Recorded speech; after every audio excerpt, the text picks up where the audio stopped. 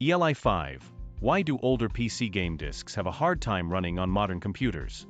Like some gamers, I have a cache of CDs from the late 90s and early 2000s, Warcraft, Quake, Diablo, etc., that do not run on modern computers. What is the technical reasons for those discs being unable to run on a present-day computer? Was this intentional, some new feature of Windows that someone knew would render older game discs unusable? Or more accidental? The ELI 5 answer is that those games were written for older operating systems, and a lot of the supporting components and technologies have seen significant changes or been entirely removed. Many older games were written for a 32-bit operating system, versus a modern 64-bit one, for example. Many games will work in compatibility mode though, although some will experience glitches and crashing.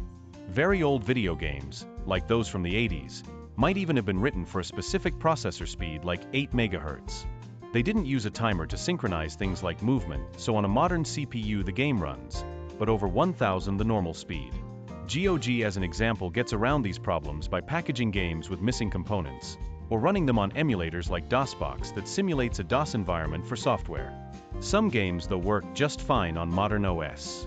Mech Commander, for example, works perfectly on a modern OS despite being from 1998.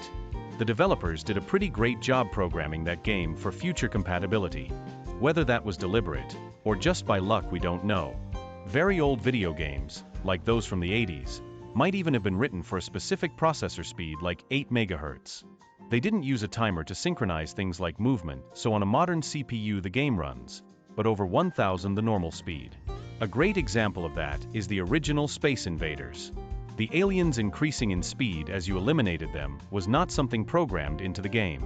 It was merely the result of the arcade hardware struggling to process that many sprites at once. As you eliminated aliens, there were fewer sprites to process and the game ran faster.